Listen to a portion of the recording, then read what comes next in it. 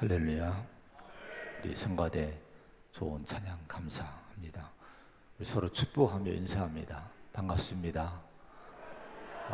축복합니다. 우리 한 가족입니다. 여름에 힘드시죠? 서로 힘을 주고 축복합니다. 힘내시기 바랍니다. 할렐루야. 감사합니다. 우리가 믿음의 길, 신앙의 길을 저와 여러분이 가고 있는데, 신앙생활을 잘 하려면은 수시로 믿음이 무엇인지, 믿음에 대한 정의를 잘 내리고 살아야 됩니다. 그럴 때 우리 신앙이 곁길로 가지 않고 늘 건강하게 우리 믿음이 세워져서 믿음의 길을 잘 갈 수가 있습니다. 근데 믿음의 정의를 여러 가지로 할 수 있어요. 근데 오늘은 믿음이 뭔가 하니 순종이다, 이런 말씀을 이제 성경에서 주십니다. 사무엘상 15장에 보면은 사무엘이 사울왕에게 한 유명한 말이 하나 있죠.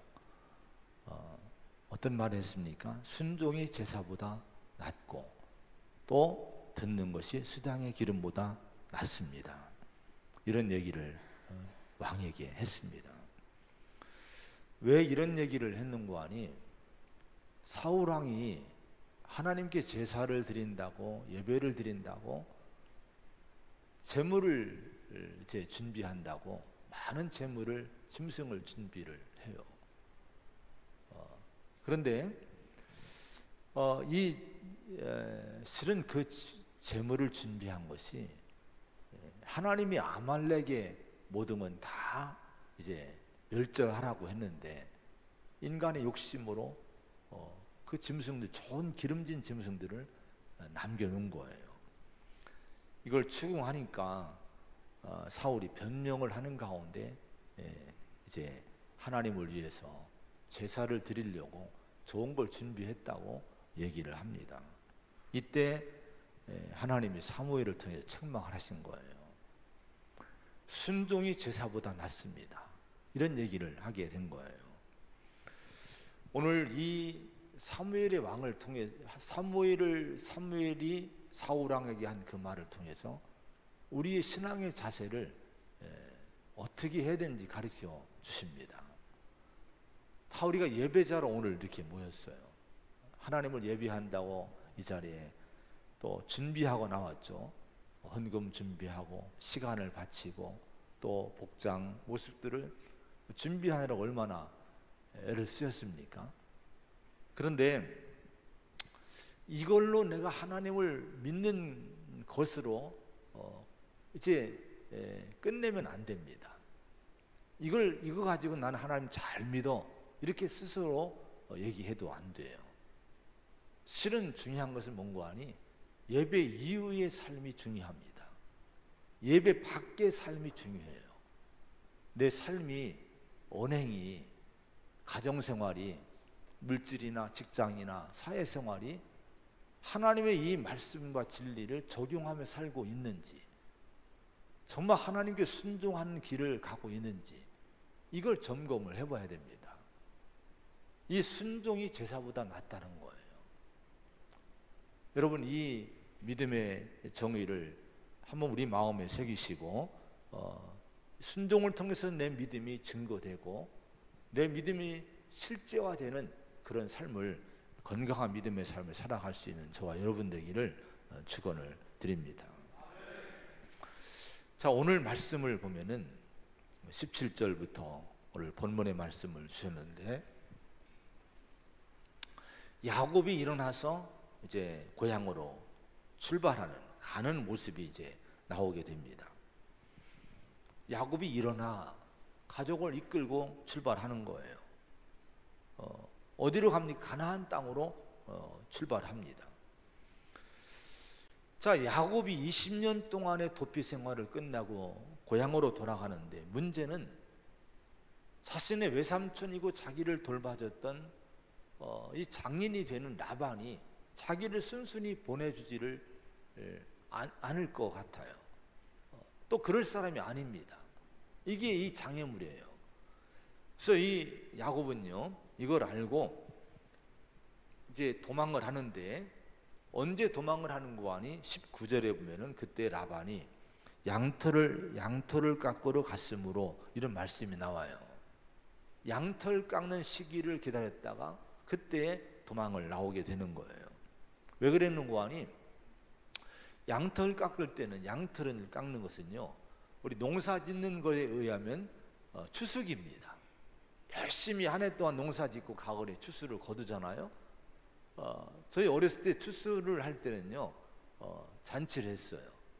막 좋은 반찬에서 일꾼들과 함께 먹고, 또 곡식을 거두어 드리고 나면은 떡을 하고요, 온 동네를 다 돌렸어요. 제가 얼마나 그 접시를 돌렸는지 모릅니다. 잔치를 하는 거예요. 이 양털 깎는 시기도 그런 때입니다. 온 집안이 모이고요, 온 일꾼 다 동원하고 주변 사람도 동원하고 이 양털 깎는 행사를 하게 되는데, 잔치를 치르게 됩니다. 이때는 여기에 집중하기 때문에 라반의 감시가 소홀해지는 이제 때가 된 거예요. 그래서 이 야곱은요, 이때를 이제 정해서 하란 땅을 탈출하게 됩니다. 자, 21절의 말씀을 한번 보면요, 거기 그런 말씀이 나옵니다. 이제 그가 그의 모든 소유를 이끌고 강을 건너 길르앗산을 향하여 도망한지, 이렇게 말씀을 해요. 강을 건너, 유브라데스 강을 건너는 거예요, 지도를 보면은. 그리고 길르앗산을 향해서 목적지를 두고 이제 그들이 탈출해서 가기 시작을 합니다. 그런데 22절, 23절에 보면 그런 말씀이 나와요. 여기 한번 같이 한번 읽어봅니다. 22절, 23절 시작. 3일 만에 야곱이 도망한 것이 라반에게 들린지라 라반이 그의 형제를 거느리고 7일 길을 쫓아가 길르앗산에서 그에게 이르렀더니,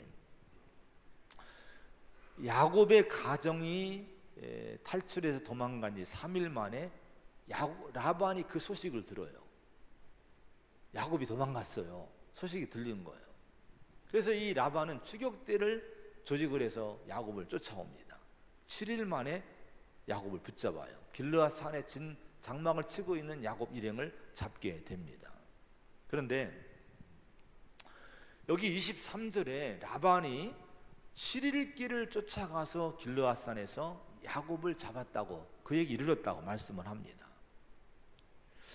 이 하란에서 길르앗까지의 거리는요, 대략 한 주석을 보니까 480km라고 하는데, 하여튼 그 정도 되는 것 같아요. 한 500km 되는 것 같습니다. 그러면 이 거리를 라반의 추격대는 7일 만에 주파를 했습니다. 근데 야곱은 혼자 도망가는 것이 아니에요.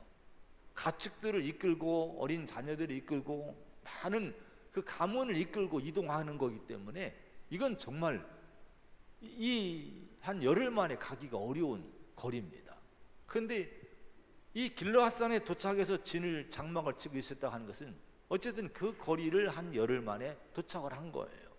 그건 얼마나 필사적으로 야곱이 도망을 했는지, 얼마나 여러분 아주 급박한 마음으로 땀 흘리며 도망을 했는지, 이걸 잘 보여주는 대목이 오늘 이 말씀입니다. 자, 그러면 야곱이 왜 그렇게 필사적으로 가족을 데리고 탈출했을까? 왜 길르앗산을 향해서 그렇게 도망을 했고 가나안 땅을 향해서 가려고 야곱과 그의 가정이 그렇게 힘을 썼을까? 야곱이 20년 동안 살던 하란 땅이 여러분 어떤 땅입니까? 야곱에게는 육신의 안식처를 준 땅이 하란 땅입니다. 거기서 가족을 얻었어요. 자녀들을 많이 얻었습니다. 그리고 재산을 많이 형성을 하게 됐어요. 거기 많은 20년 동안의 인적 관계들이 또한 많이 형성이 됐을 거예요. 여러분 1절 2절에 봤지만은 그 외삼촌의 가정이 자기를 시기할 정도로 야곱은요 자기 외삼촌 집을 부러워하지 않아도 될 정도의 풍성한 풍족한 이제 재산을 이루게 됐습니다. 그러면 아마 야곱은요, 하란 땅에 머물러 사는 것이 육신적으로 더 행복했을지도 몰라요. 그런데 여러분, 왜 뭐 때문에 야곱은 필사적으로 그 땅을 도망하려고 했고 탈출하려고 했을까요? 그 이유가 뭘까요? 더 큰 성공을 위해서, 새로운 도전을 위해서 그랬을까요? 3절에 보면요, 3절 거기에 보면 하나님이 야곱에게 그런 말씀을 했어요. 내 조상의 땅, 내 족속에게로 돌아가라, 이런 말씀을 했습니다. 13절도 그 얘기를 아내들에게 얘기를 합니다. 하나님이 이렇게 말씀했다는 거예요. 이곳을 떠나서 내 출생지로 돌아가라. 자, 여러분, 이 조상의 땅, 야곱의 조상의 땅이 가나안 땅인데요, 이 가나안 땅은 어떤 땅입니까? 자기 할아버지 아브라함이 믿음으로 도착한 땅입니다. 하나님이 지시한 것을 듣고 오직 믿음으로 이 땅을 찾아온 거예요. 그래서 아버지 아브라함이나 이삭은요, 이 땅에 살면서 늘 제단을 쌓습니다. 여호와 이름을 부르는 거예요. 그러니까 하나님을 믿는 믿음을 고백하며 살아간 거예요.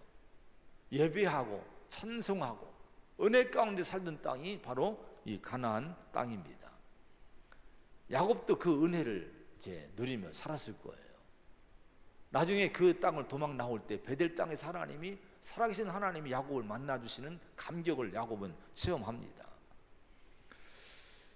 자, 여러분, 그때 이 베델에서 이 야곱이 하나님께 서원한 것이 있죠. 창세기 28장에 보면은 내가 이 땅으로 다시 돌아오겠습니다, 서원을 합니다. 하나님의 집을 세우겠다고 고백을 합니다. 이게 무슨 일입니까? 하나님을 섬기고 하나님 예배하는 삶을 향해서 다시 돌아오겠다는 거예요. 이 땅으로 다시 오겠다고 서원을 약속을 한 거예요. 이것은 실은 우리 모든 인류가, 모든 인간이 바로 추구해야 될 그런 모습인 줄로 믿습니다. 인간은 하나님 형상을 따라 지음받은 영적 존재이기 때문에 실은 우리 인간은 하나님을 예배하고 하나님 이름 부르고 하나님을 섬기며 사는 것이 마땅한 삶의 모습입니다. 근데 이런 모든 것을 이제 인간이 잃어버렸죠. 자, 야곱이 20년 동안 하란에서 사는 도망자의 삶을 사는 동안에 이 마땅히 살아야 될 영적 삶을 잃어버리게 된 거예요. 자기 목숨 부지하느라고 이 가나안의 삶을 잊어버렸고요. 또 하란 땅에 가서 누구를 만납니까? 하란이 라헬을 만나는 거예요. 라헬이란 정말 인생을 바쳐서 살고 싶은, 얻고 싶은 그 여인을 만난 거예요.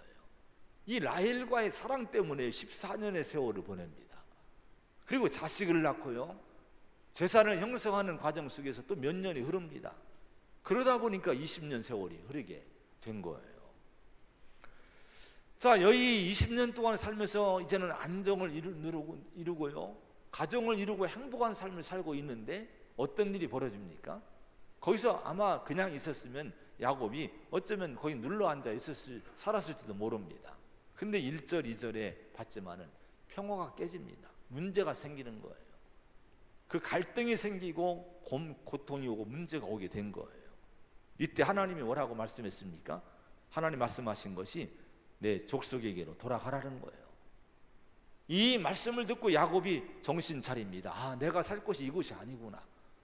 내가 살 곳은 이 땅이 아니라, 육신의 삶에 만족하고 살 이 땅이 아니라 고향으로 돌아가서 할아버지 아브라함처럼, 아버지 이삭처럼 내가 서원한 것처럼 하나님을 예배하고 하나님을 찬미하고 제단을 쌓고 믿음의 삶을 사는 것이 내가 마땅히 돌아가야 될 그 삶이구나, 이 정신을 차리게 되는 거예요.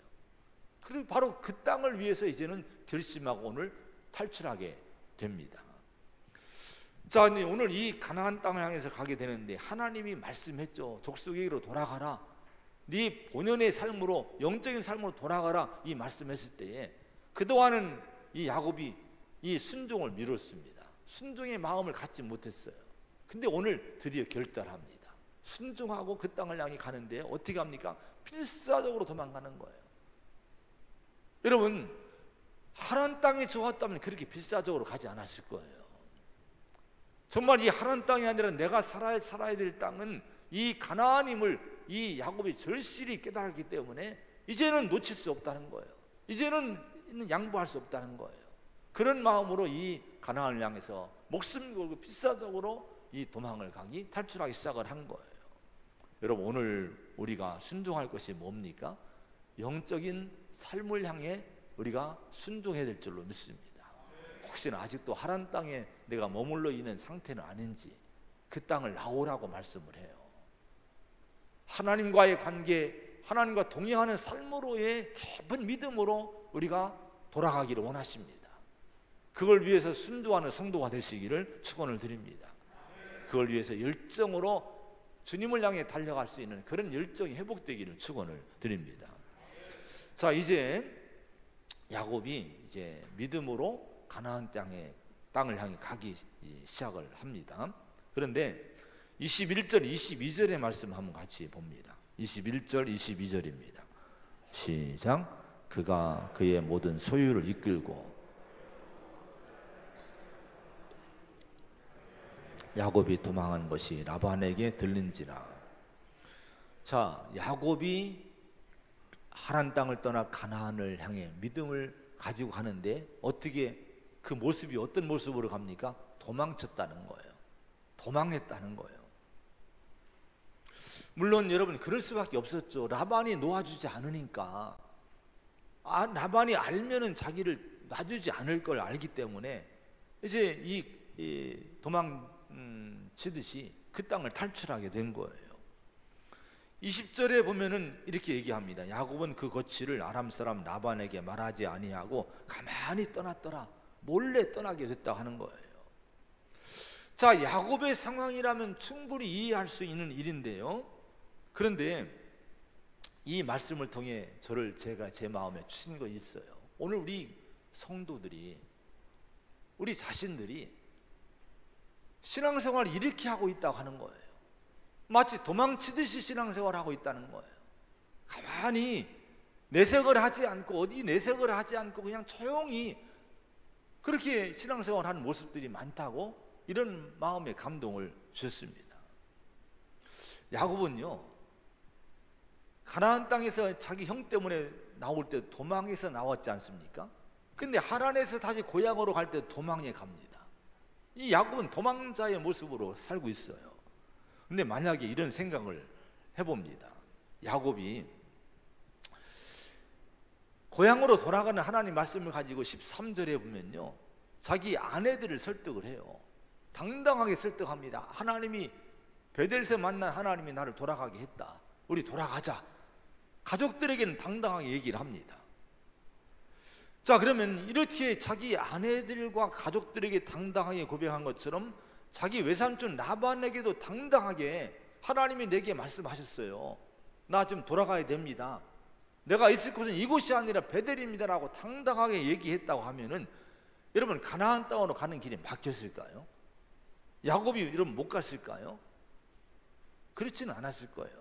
아마 진통은 있었겠지만은 오늘 말씀을 쭉 보면요, 라반을 하나님이 책망하면서 라반의 모든 이걸 제어해 주는 걸 보게 됩니다. 막아주는 걸 보게 돼요. 나중에 추격해 오지만은 추격해 오는 라반을 하나님이 책망하십니다. 너 야곱을 건드리지 말라는 거예요. 그래서 해결해 주심으로 야곱이 결국 고향으로 잘 돌아오게 했어요. 그러면 미리 야곱이 하란 땅에 있을 때부터 라반에게 하나님 말씀을 전하면서 자기 의지를 얘기하고 내가 믿음을 위해서 고향으로 돌아가야 된다 얘기했을 때 분명히 하나님이 이때도 뭔가 도움을 주셨을 거예요. 그냥 어려움 가운데 그 땅에 머물도록 내버려 두진 않았을 거예요. 근데 여러분, 왜 야곱은 당당하지 못했고 도망치듯이 이렇게 몰래 탈출했습니까? 그 이유가 31절에 나옵니다. 31절의 말씀을 한번 또 봅니다. 시작. 야곱이 라반에게 대답하여 이르되 내가 생각하기를 외삼촌의 딸들을 내게서 억지로 빼앗으리라 하여 두려워하였음이니이다. 야곱의 얘기입니다. 내가 생각하기를, 이렇게 생각했다는 거예요. 외삼촌이 이제 외삼촌의 딸들, 내 아내, 내 가족들을 억지로 빼앗을 거라고 생각을 해서 내가 두려워서 도망했다는 거예요. 여러분, 야곱이 당당하지 못했던 도망치는 삶을 살아는 이유가 뭡니까? 내 생각입니다. 하나님은 분명히 약속을 했거든요. 하나님이 약속하신 말씀을 결론 삼지 않고 내 생각에 매인 거예요. 그래서 여러분, 두려워하는 내 생각이, 인간적인 생각이 매이면요, 늘 염려, 걱정, 두려움, 의심, 불안, 이런 것들이 내 삶을 감싸합니다. 결국은 여러분, 야곱이 그런 문제 때문에 영적인 일에 이렇게 비겁한 인생을 살게 된 거예요. 여러분, 우리가 신앙생활을 도망치듯 하지 마시기 바랍니다. 가정에서나 직장에서나 사회에서 이렇게 여러분, 이렇게 도망치듯이 하지 말라는 거예요. 당당하게 하라는 거예요. 성경은 이렇게 얘기합니다. 누가복음 9장 26절에 누구든지 나와 내 말을 부끄러워하면 인자도 자기와 아버지와 거룩한 천사들의 영광으로 올 때에 그 사람을 부끄러워하리라. 마태복음 10장에 보면 누구든지 사람 앞에서 나를 시인하면 나도 하늘에 계신 내 아버지 앞에서 그를 시인할 것이요, 누구든지 사람 앞에서 나를 부인하면 나도 하늘에 계신 내 아버지 앞에서 그를 부인하리라. 이렇게 말씀해요. 우리가 주님을 부인하면요, 하나님도 부인하신다는 거예요. 내가 하나님을 시인하면 하나님 나를 시인해 주겠다는 거예요. 여러분, 우리가 하나님에 대해서 당당해야 될 줄로 믿습니다. 신앙의 고백을 분명히 해야 될 줄로 믿습니다. 여러분, 공부를 하든지 어떤 사업을 하든지 일을 하든지 직장생활을 하든지 어떤 일을 할지라도 여러분, 그 일들이 하나님을 믿는 또 섬기는 일을 그것보다 못한 것으로 여기면서 우리가 살지 말아야 돼요. 인간의 염려 때문에요, 인간의 걱정 때문에 많은 분들이 잘못하면요, 정말 도망치듯이 신앙생활을 합니다. 세상 일이, 여러분, 세상 일이 더 우선이 되는 거예요. 사람이 더 우선이 되는 거예요. 관계가 더 우선이 되는 거예요. 예수 믿는 것이 두려운 거예요. 그걸 표현하기가 두려운 거예요. 여러분, 이것은 하나님을 부인하는 겁니다. 하나님 시인하지 못하는 거예요. 하나님 부끄러워하는 거예요. 여러분, 이것은 여러분, 우리의 신앙이, 건강한 신앙의 모습이 되지 못합니다. 시편 145편 11절에 왕이신 나의 하나님이여 내가 주를 높이고 영원히 주의 이름을 송축하리이다. 여러분, 어디서나 주를 높이시기를 축원합니다. 그럼 하나님 반드시 여러분을 높여줄 줄로 믿습니다. 그런 다음에 19절의 말씀을 한번 봅니다. 19절입니다. 시작. 그때에 라반이 양털을 꺾으러 갔으므로 라헬은 그의 아버지의 드라빔을 도둑질하고.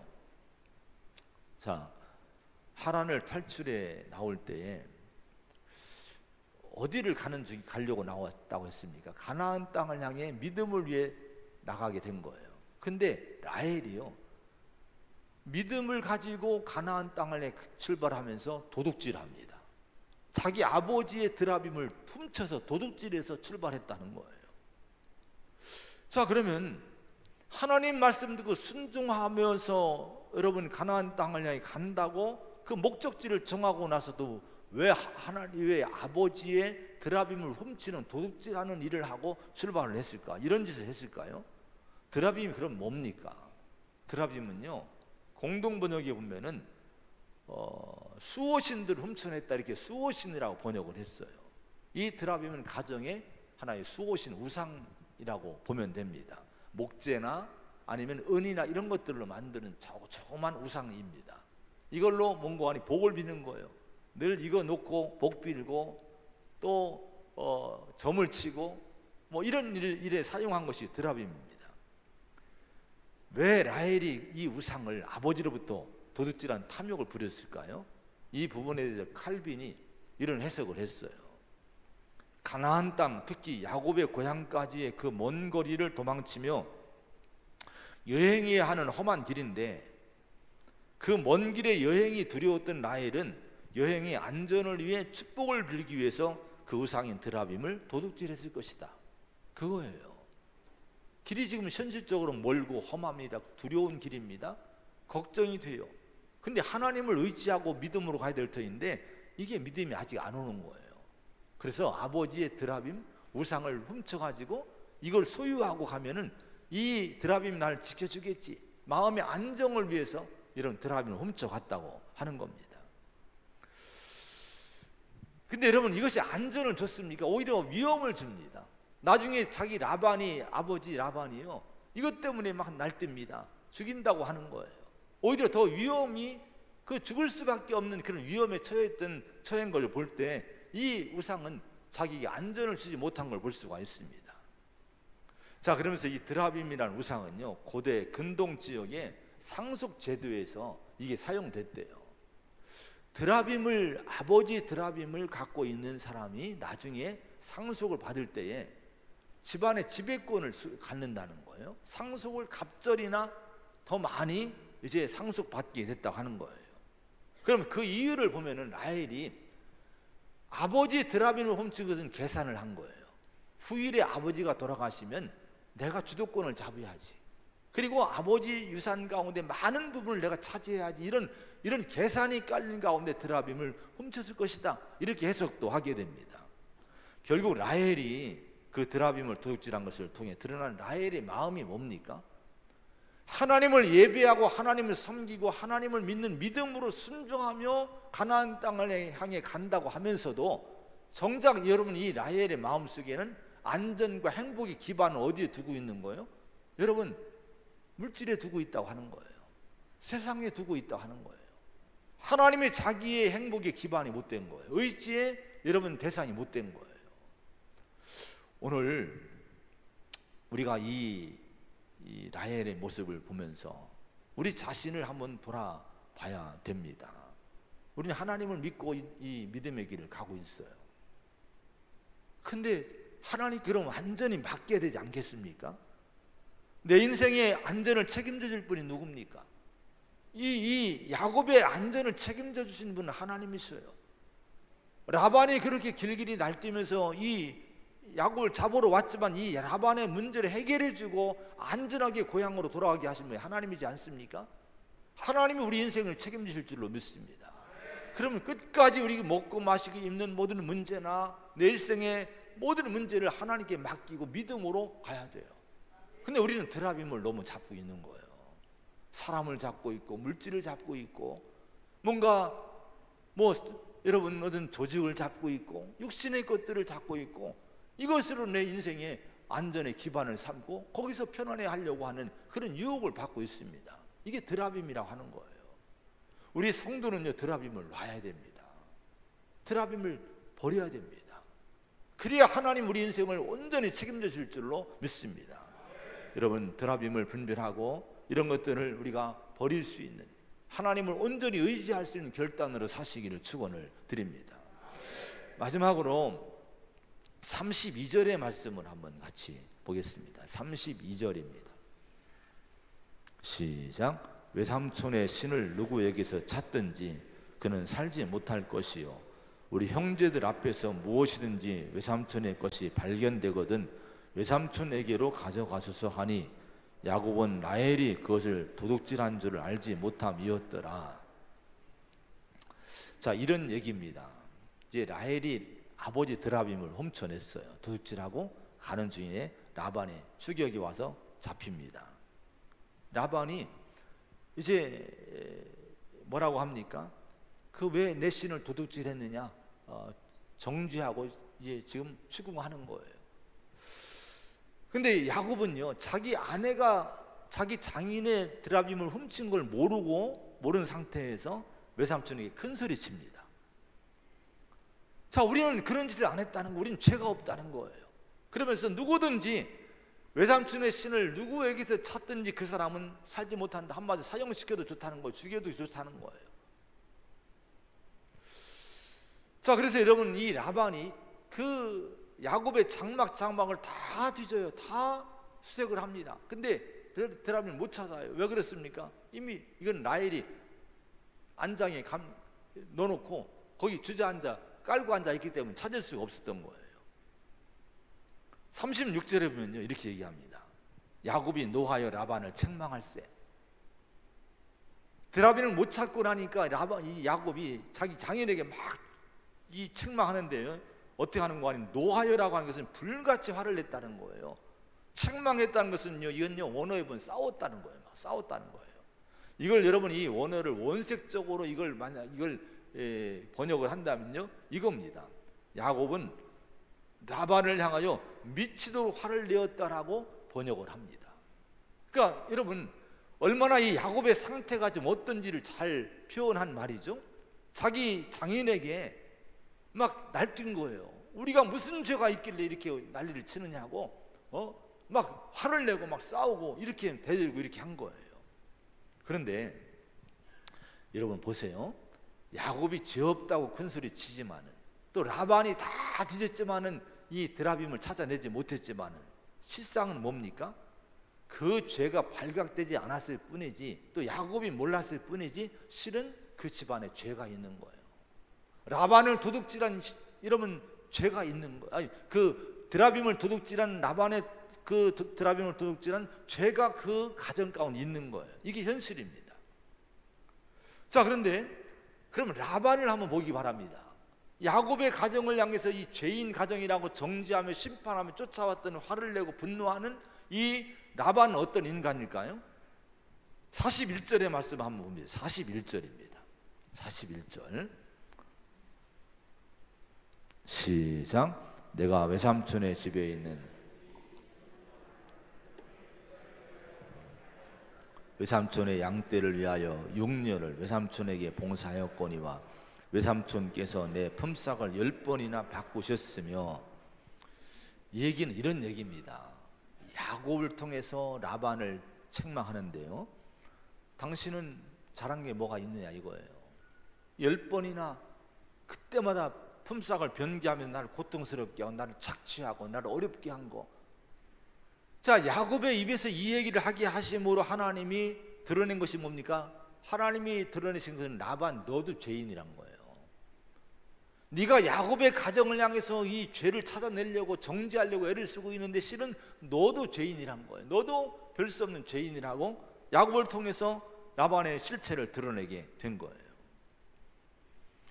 자, 이런 라반에 대해서 하나님은요 미리 이런 얘기 했습니다. 24절에 보면요, 야곱을 향해 쫓아오는 라반에게 하나님 이렇게 얘기를 했습니다. 이것도 중요한 말씀이라 한번 읽어봅니다. 24절입니다. 시작. 밤에 하나님이 아람 사람 라반에게 현몽하여 이르시되 너는 삼가 야곱에게 선악간에 말하지 말라 하셨더라. 너는 조심하라는 거예요. 선악간에 너 야곱에게 말하지 말라는 거예요. 결국 이 오늘 본문의 말씀을 전부 정리해 보면요, 이거예요. 너도 죄인인데 지금 야곱을 잡으려고 야곱이 이 내 드라빔을, 내 물건을 탈취해 갔다고, 훔쳐 갔다고 길길이 날뛰고 그 정지하고 분노하고 있는데 너도 죄인이란 거예요. 죄인인 네가 삼가서 야곱에게 너는 죄인인, 동일한 죄인인 네가 선악간에 너는 말할 자격이 없다는 거예요. 선악간에 말하지 말라는 거예요. 이걸 통해서 이 라반을 잠잠하게 하신 거예요. 여러분 로마서 3장 9절 10절에 보면 이런 말씀이 나옵니다. 그러면 어떠하냐? 우리는 나으냐? 결코 아니라 유대인이나 헬라인이나 다 죄 안에 있다고 우리가 이미 선언하였느니라. 기록된 바 의인은 없나니 하나도 없으며, 이렇게 말씀을 해요. 이것은 여러분 유대인이나 헬라인이나 온 인류를 향한 하나님의 진단에 여러분 진단하신 말씀이에요. 하나님 진단하시 이렇게 선고하신 거예요. 하나님 백성이라고 유대인이라고 자랑하지만 너희들이나 헬라인이나 동일하다는 건 다 죄 아래 있다고 하는 거예요. 의인이 없나니 하나도 없다고 말씀을 합니다. 이게 인류를 향한 하나님의 진단서인 거예요. 여러분, 우리 자신들이 이 말씀을 새겨야 돼요. 우리가 교인이라고, 나는 하나님의 자녀라고 자신하고 있지만 실은 우리나 세상 사람들은 다 죄인입니다. 우리는 누구예요? 세상 사람들은 용서받지 못한 죄인이고 우리는 용서받은 죄인이에요. 여러분, 그래서 로마서 3장에 보면요 이렇게 말씀합니다. 그리스도 예수 안에 있는 속량으로 말미암아 하나님의 은혜로 값없이 의롭다 하심 얻은 자 되었느니라. 그런즉 자랑할 데가 어디냐? 있을 수가 없느니라. 우리는 자랑할 수 없다는 거예요. 내가 죄인인데 내가 은혜로 의롭다함을 받은 것은요 실제로 내 행동이 어려운 것이 아니에요. 하나님의 여러분 예수님을 통해서 예수님 우리 피를 흘리심으로 속량으로 우리 죄값을 치러주심으로 말미암아 은혜로 선물로 여러분 죄사함의 은총을 주신 것이지, 그러므로 우리는 자랑할 데가 아무것도 없다는 거예요. 저나 여러분이나 어디 큰 소리 칠 이유가 없다고 하는 거예요. 누가복음 18장에 보면은 예수님이 바리새인과 세리의 기도를 비유로 말씀했어요. 바리새인은 기도할 때 당당하게 서서 기도합니다. 하나님, 나는 다른 사람들 도색하고 불의하고 간음을 하는 자들과 같지 아니하고 이 세리와도 같지 아니함을 감사합니다. 나는 일에 두 번씩 금식하고 또 소득의 11조도 드립니다. 근데 세리는요, 감히 눈을 들어 하늘을 보지 못하고 저 구석에서 가슴을 치면서 이렇게 기도해요. 하나님, 불쌍히 여겨주세요. 나는 죄인입니다. 고개도 못 들고 불쌍히 여겨달라. 난 죄인이라고 죄를 고백합니다. 근데 주님이 이렇게 말씀하셔요. 저 바리새인이 아니고 이 사람이, 이 세리가 의롭다 하심 받고 그의 집으로 내려갔느니라. 정말 의로운 사람이 누굽니까? 내가 죄인임을 깨닫고 회개하는 사람이 의인이라고 하는 거예요. 우리에게 있어야 될 자세가 바로 이런 겸손한 자세라고 하는 거예요. 여러분, 우리 성도는 믿음의 길을 갈 때 겸손해야 되는데 정말 우리 자신에 대해서 회개하는 겸손한 마음 갖기를 축원합니다. 우리 허물이 얼마나 많아요. 어렵다함 받았지만, 이 은혜를 받았지만 오늘 하루만도, 아니 몇 시간만 우리 헤아려 봐도 얼마나 우리 마음으로, 입으로, 눈으로 얼마나 죄를 짓습니까? 허물이 많습니까? 주님의 은혜가 아니면 우리는 살 수 없는 존재예요. 여러분, 그러므로 우리는 늘 회개하고 겸손한 마음으로 이 땅을 사는 성도가 되어야 될 줄로 믿습니다. 존 웨슬리의 후계자였던 존 플래처라는 분이, 이분은요 자기 전에 항상 잠들기 전에 자기를 점검을 했대요. 겸손하게 자기를 점검한 거예요. 어떤 점검했는가 하니 이런 거예요. 제가 발췌를 했는데요, 내가 화를 내는가? 내가 화를 낸 적이, 오늘 하루 화를 낸 적이 있는가? 나의 인상이 다른 어느 누구보다 더 나쁘지는 않았는가? 마귀가 내 마음속에 집어넣은 그 부정한 생각을 청종하였는가? 내가 그것을 붙잡았는가, 물리쳤는가? 이렇게 조목조목 한 12가지를 정해놓고 매일 자기 점검을 했다는 거예요. 그래서 여러분은 이 성결한, 이 성화의 삶을 살 수 있었던 거예요. 오늘 우리가, 여러분, 우리 자신을 잘 점검하며 사는 성도가 되시기를 축원을 드립니다. 그러면 타인에 대해서는 어떻게 살아야 될까요? 타인에 대해서는요, 에베소 4장 32절에 서로 친절하게 하며 불쌍히 여기며 서로 용서하기를 하나님이 그리스도 안에서 너희를 용서하심과 같이 하라, 이렇게 말씀합니다.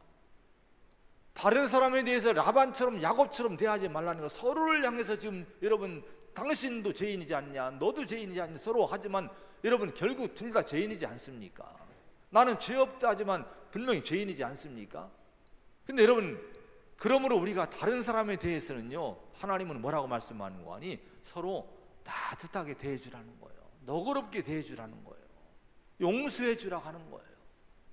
이것이 우리 성도의 삶인 줄로 믿습니다. 아무쪼록 이 믿음의 길을 갈 때 순종하며 가시고 도망치듯이 가지 말고 당당하게 가시기를 축원합니다. 그리고 드라빔을 버리세요. 하나님만 의지하시 바랍니다. 그리고 우리가 죄인임을 잊지 말고 겸손하게 타인을 용서하고 겸손하게 회개하면서 가는 성도가 될 때 믿음의 길에 승리하는 성도가 될 줄로 믿습니다. 기도하겠습니다. 하나님 아버지, 오늘 저희들을 믿음의 사람으로 부르시고 격려하시고 또 말씀을 주십니다. 우리가 완벽하지 않기에 항상 말씀으로 깨우치신 은혜를 감사드립니다.